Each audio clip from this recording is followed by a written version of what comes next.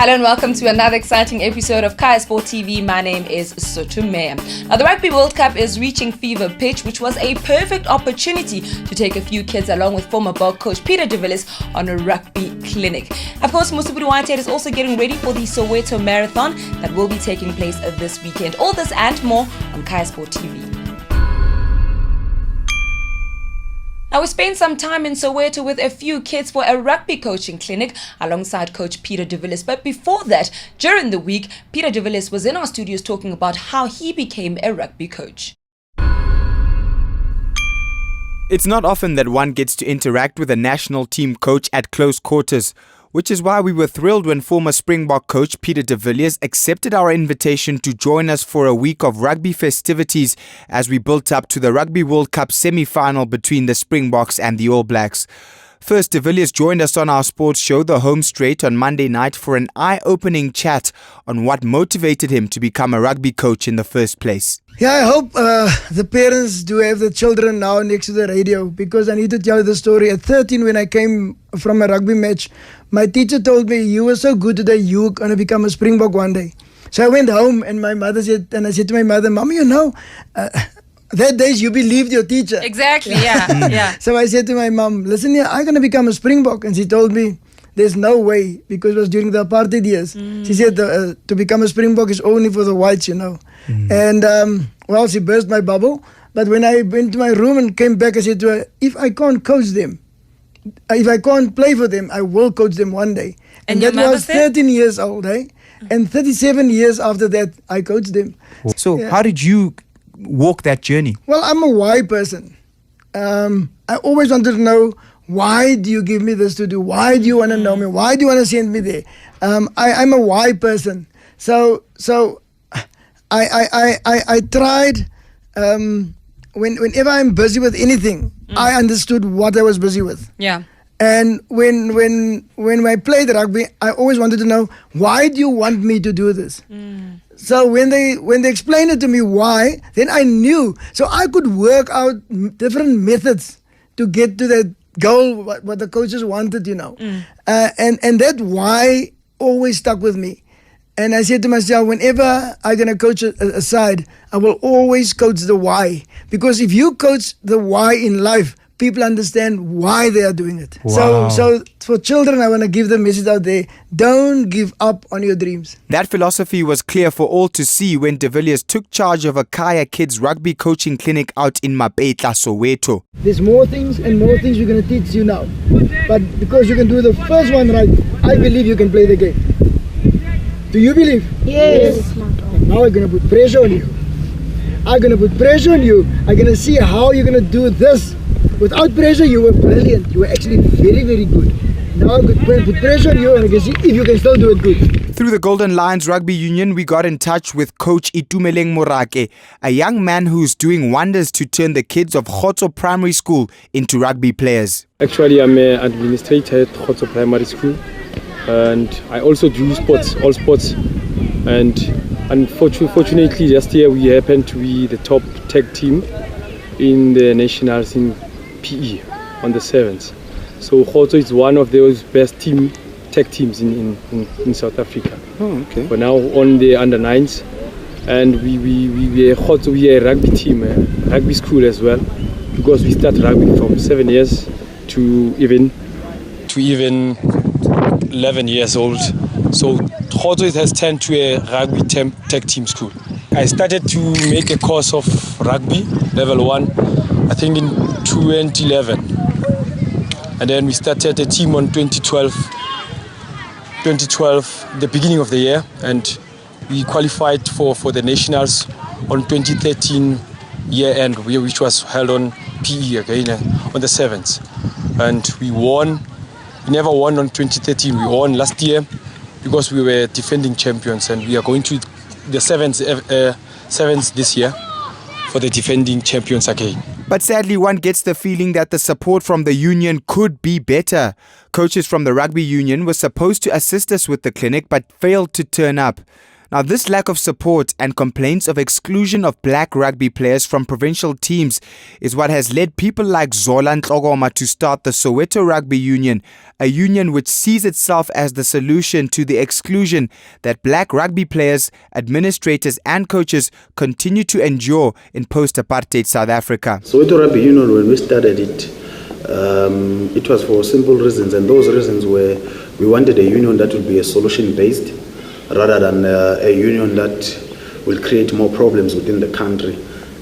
Obviously, there's spaces where things like in Super Rugby, the space is too congested and there's too many politics within that kind of a game there. So Soweto Rugby Union, when I say it's solution-based, we felt that development is neglected within the country, and we speaking big languages in terms of transformation, and we said rather than speaking of transformation, we rather speak development and speak integration, which it makes more sense in terms of rather than calling people quota players, but how do you integrate them as players within the structures? Are they properly trained? Are they started being taught or trained rugby at the right age and so on? It's sad that it's had to come to this, that the promise of former President Nelson Mandela wearing Francois Pienaar's number 6 Springbok jersey on that great day in 1995 has failed to bear fruit and left people so frustrated that they've had to find solutions outside traditional rugby structures. Because ultimately it's the kids that suffer as yet another generation of South African children grow up in a racially polarized sport. I think it was Peter de Villiers who put it best when he said that our racial bias in rugby deprives our children of hope. The only thing I see when I look at them and the way they talk, the passion that came through them, and the one thing that stood out was dreams. So why would we shatter those people's dreams by putting in quotas in rugby? We will never realize if we take the hope away of people like that. You force them into gangsterism, you force them into drugs, you force them to bugger up your whole country.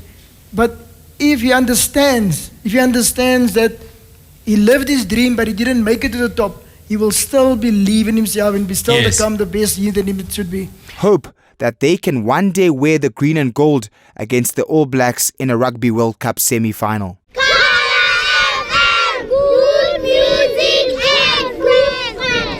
Mosibodi Whitehead, Kaya Sport TV. Well, good luck to Coach Peter de Villiers on his future endeavours. It was a complete pleasure having him in Johannesburg for the entire week, and lots of luck to the kids that took part in the rugby coaching clinic. We hope to see them wearing the green and gold of the Springboks sometime in the future. Now then, Mosibodi Whitehead will be running the Soweto Marathon. It is now called the Old Mutual Soweto Marathon for the first time in years because Old Mutual is back as a title sponsor, and this is how his preparations went.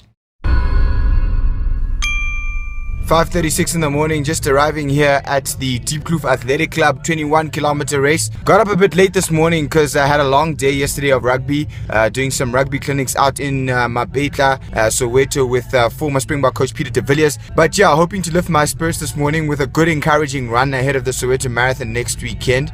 That will be a full 42 today, doing 21 kilometers, and hopefully we can record a fastish time somewhere around maybe 1:34, 1:35, and that will tell me that I'm in good shape for Soweto Woza.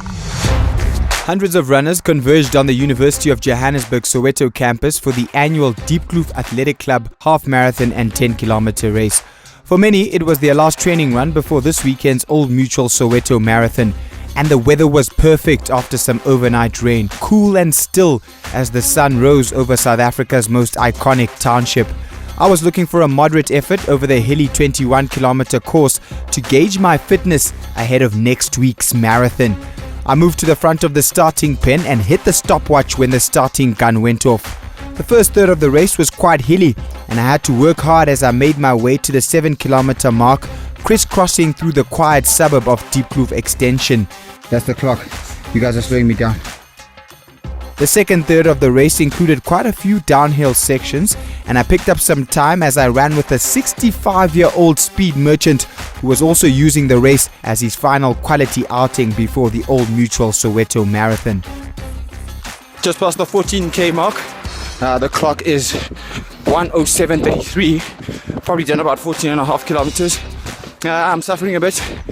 And my shoelace also came undone, but I managed to hold on like a champion. Hey, don't have time to stop and tie them. I'm going to draw inspiration from Eliud Kipchoge, who won the Berlin Marathon a month or so ago. His inner soul came out, ran all the way to the finish, 2:04. Woza. I eventually hit the finish line in a little under 1 hour and 38 minutes for the 21.1 kilometers, which is a few minutes slower than I had anticipated, but a good race nonetheless. A sentiment that was shared by Dan and Lebogang, who were also using the Diepkloof Athletic Club 21 kilometer race as part of their Soweto Marathon preparation. It was fairly challenging. I tried to be as consecutive as I can be, not to push hard, because I'm looking forward to do Soweto next week. Quite a lot of hills, so hence I'm saying good training for next week. So hoping to do something a bit better. What did you do today? I did 150. Nice. So next week you're looking to dip under 145 maybe? 140. 140. A well-organized race over part of the Soweto Marathon course. I can't think of a better way to warm up for the big one. I'm hoping to clock somewhere near 340 on Sunday. What was the Old Mutual Soweto Marathon? Mosibodi Whitehead, Kaya Sport TV. Well, that is all we have for you in this week's episode of Kaya Sport TV. Next week, we are joined by former Supersport and Bafana captain Ricardo Katza. And of course, we will see you at the Soweto Marathon. Until next time, it's goodbye.